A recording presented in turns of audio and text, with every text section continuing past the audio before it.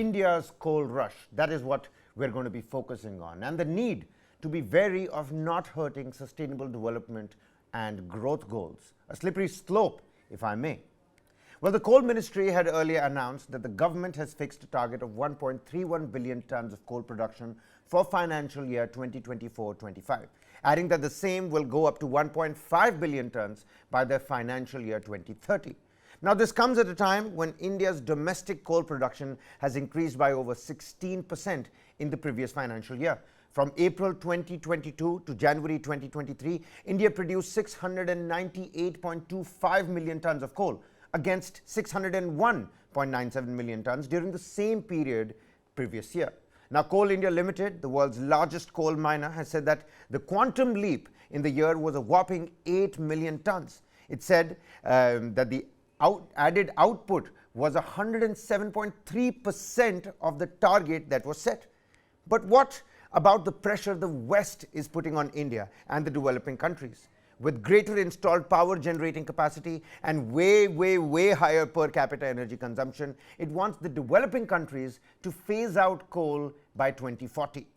But even as the West is blaming coal for climate change, India is betting big on this particular fossil fuel, with the country's own power demand set to quadruple in the next 20 years. So how challenging will it be to balance coal needs and renewable energy plans? Is India's net zero 2070 target achievable? If not coal, then what? It's half our consumption. Is it going to be nuclear? Is it going to be solar? Let's not forget, it's the G20 year. And when it comes to energy security, how can India lead the way? Is India's approach right? We'll answer all those questions, all those intriguing questions. We have with us the person, the journalist behind the story, and we also have with us an expert on the panel. But before that, News9 Plus's documentary on the same issue, Coal Rush, a snippet of the documentary, and we'll come back to take more questions.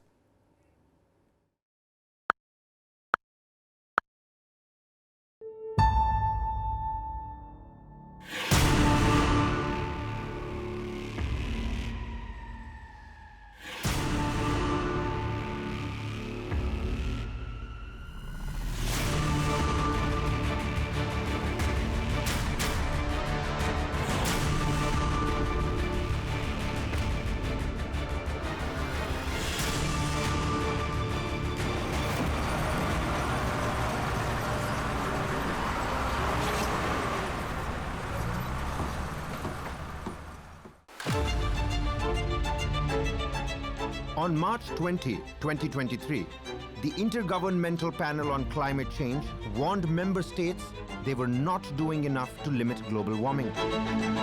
Phase out coal by 2040, appealed United Nations Secretary General Antonio Guterres. No new coal, and the phasing out of coal by 2030 in OECD countries and 2040 in all other countries. Fossil fuels like coal, gas, and oil emit carbon dioxide. This stays in the atmosphere longer than other greenhouse gases like methane.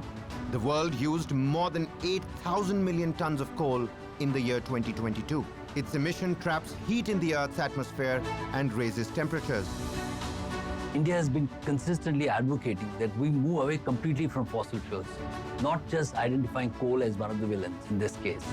And this stand was, so to say, raised by India at the COP. But then the developed economies did not sign. Now, the good thing is that the UN also has, so to say, vindicated its India's stand by saying that this is the right approach to go. India's installed power generation capacity is more than 4 lakh megawatt. This includes fossil and non-fossil fuels. Of this, almost half is coal. The remaining sources of energy include hydropower, lignite, gas, diesel, wind, solar, and nuclear. We consumed about 697 million tons in the power sector. I'm not talking about coal for all the other sectors, which was over 1,000 million tons last year. Up to 2030 will be, the power sector will consume about 990 million tons or so. India should actually, not only sustain its coal production, but grow it. And I'm happy to tell you that India is exactly doing that. It is growing its production, and it has set some ambitious targets. And what is interesting is that now there is a plan to actually export coal by 2026. So that's extremely on track when it comes to looking at the coal policy in this country. India's energy demand is going to quadruple over the next 20 years. And it cannot rely on a variable source of generation like REs. You have sun, which shines only for a few hours in the day. Similarly, wind blows only at certain times of the year and certain time of the day. We do have some amount of hydro, but it cannot take. Hydro also has its limitations in terms of environmental issues. So we have to depend on coal.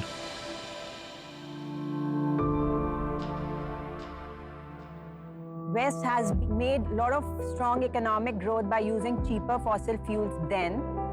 But now I think this whole demand of just phasing out coal and not phasing out of all fossil fuels has been very unjust and unfair to the developing countries who are relying more on coal.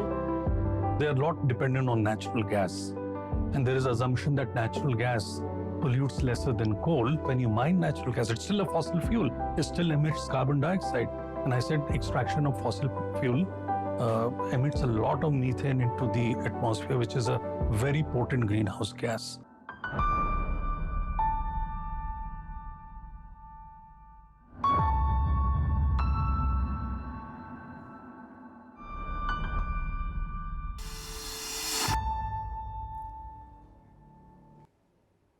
Well, other incisive analysis and cutting-edge documentaries on the News9 Plus application as well. You can download it from the Google Play Store or the Apple App Store. It's the world's first news OTT. But coming back to the cold rush, Nivedita Khandekar, Senior Associate Editor for News9 Plus, joining me here in the studio. And also with us on the broadcast is Vibhuti Garg, Director, South Asia for Institute for Energy, Economics and Financial Analysis. Vibhuti, very warm welcome on the broadcast. You know, we just heard your particular statement as part of the documentary. We're talking about how the West is acting sort of hypocritical. But when we're looking at the developing countries, and India is a part of that particular group, and our reliance on coal, do you think our power demand that is going to quadruple in the next 20 years is going to hurt our chances of balancing sustainable development?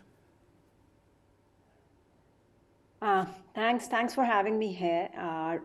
With respect to your question, I think India is following a mixed approach, rather following an all kind of fuels approach, wherein after COVID-19, and especially I would say after the Russia-Ukraine war, all the major economies which are witnessing demand growth, there's a natural instinct to turn inward and look at more fuels which are domestically available. So India has huge possession. I mean, it has huge potential as well for coal, and that is one of the big reasons that when there was a fuel supply crunch, so India started looking at increasing its domestic coal production to meet its growing energy demand. So India has very huge high energy demand as well. So it's not only the existing demand, but year on year we are witnessing very high energy demand. And if you look at electricity demand alone, we have in the last 1 year we witness about